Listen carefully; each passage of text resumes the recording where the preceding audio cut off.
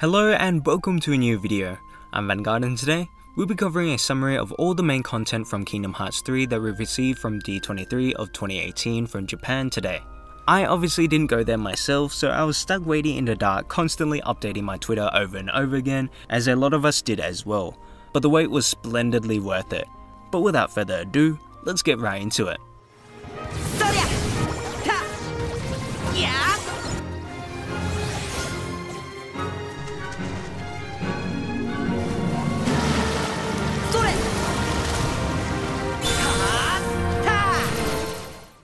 So the main quickfire facts include new Riku and Mickey designs, a new theme by Utada Hikaru confirmed as Don't Think Twice or Oath, the confirmation of the Monster Inc. leak being legitimate, the announcement of the collaboration between Final Fantasy Record Keeper and Union Cross for mobile devices, confirmation of the return of Vanitas and Marluxia, also known as Laurium, and two new videos of the game, one a trailer and the other a preview of the song.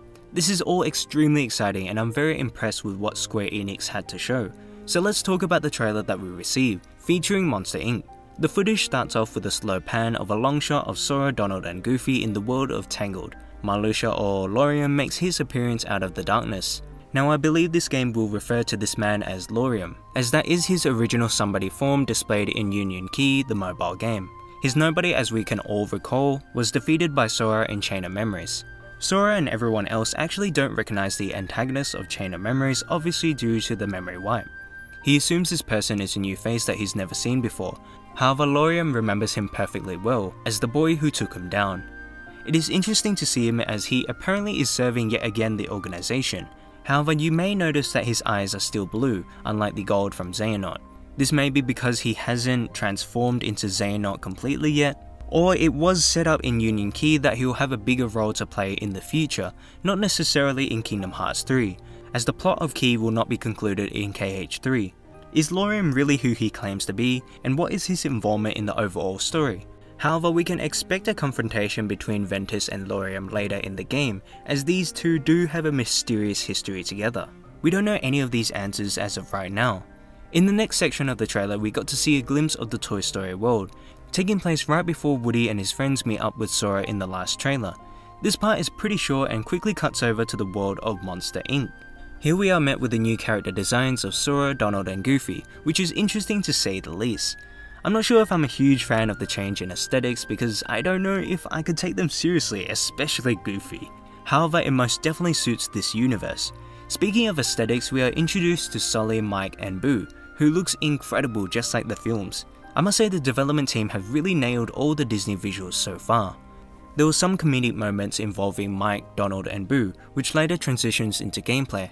But from what we can tell from the story so far, this game takes place probably in the middle of Monster Inc. and maybe to the very end. The gameplay seems really fun as always, as we get to see again 5 members in the party. The command to the left looks really nice with a lot of character from the world. We see Sora use a new drive form known as Quick Claw, and it looks amazing. Again, there are multiple modes for this drive form.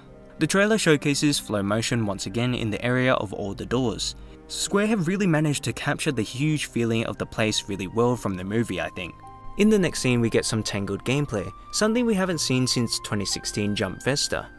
The environment and command is beautiful, and both Rapunzel and Flynn Rider are in the team. There's also a new drive form called Mirage Staff. Now this seems really similar to the double arrow guns and magic launcher transformation from D23 2017 trailer. However, we already saw 2 of the modes of that drive, which from what has been shown were all of them. Plus both of the maneuverability, keyblade design and command are different in design and function.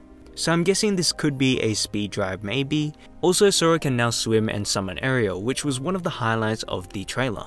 We get to see a new shot lock. Correct me if I'm wrong, but I think from the trailers that we've seen so far, there's a specific shot lock for each keyblade, because this is different from what we have seen in past trailers. This is the section of the footage where the music shines, really enhancing the trailer after we got the new epic showcase of the Mirage Star finisher.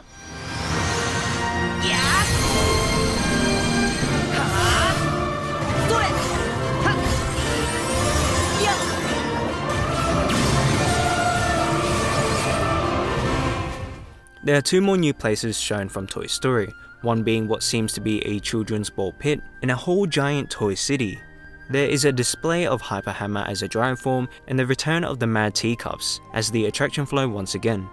The second area is Wild, which looks like a huge toy city in chaos.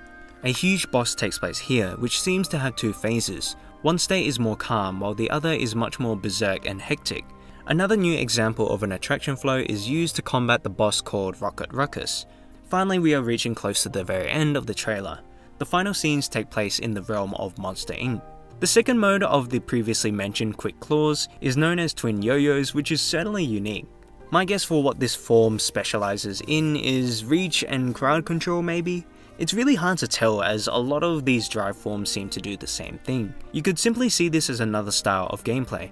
In the top left corner, by the way, there's a laugh power meter. I'm assuming the goal is to fill it up as high as possible, but I have no idea how. There's a scene with Mike and Sora as a cutscene, where Sora rolls him into a group of Heartlesses as an attack, which is definitely a questionable and interesting way of doing things. Dream Meters also return as possibly attraction flows, summons, or link system like in Dream Drop Distance, though I'm leaning towards more of summons. The trailer ends off with a stunning looking cutscene between Vanitas and Sora.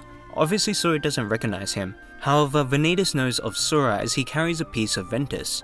Now this is most certainly fascinating due to the fact that I envision Vanitas' appearance would only be during a confrontation with Ventus. However, here he is getting involved with Sora, who at first seems unrelated. It would definitely be really interesting to see him unmask and the confusion that Sora will have. Same with Roxas and Ventus if they ever meet in this game. There's too many similar faces. On to the second piece of content. At the heart of this theme song trailer is obviously the performance of the new soundtrack by Utada Hikaru called Don't Think Twice or Oath. We can assume this is the slow preview version, and it left me speechless. There's really cool minor details to mention in this video, such as the intro of the D23 trailer of last year being shown again in the dive scene, but this time with Sora's KH2 outfit. There's no second form indication in the bottom left corner, so this would probably mean that this moment is accessible early in game. There's lighting changes on young Xehanort and Xemnas and other scenes, an expanded scene of the conflict between Vanitas and Sora's team, the transformation into the drive form Mirage Staff, more subtle glimpses of Kingdom Key in action, and just additional cutscenes that expanded a lot of what we've seen. However, the biggest part of the trailer is the appearance of Riku and Mickey, who are currently in the Realm of Darkness, and the Way to Dawn Keyblade, one of my most favourite ever, is broken. I think this is the first time we've ever seen a wielder leave behind their primary Keyblade due to the fact that it's unable to function anymore. What led to this occurrence? It would be insane if this was a near-death experience that drove to this happening. So those are the new trailers. It is confirmed that Kingdom Hearts 3 will again make a huge appearance at E3 of this year, with the announcement of the final release date, which is so exciting. After so many years of just waiting for this one damn game, I'll finally die happy. Japan D23 really surpassed my expectations.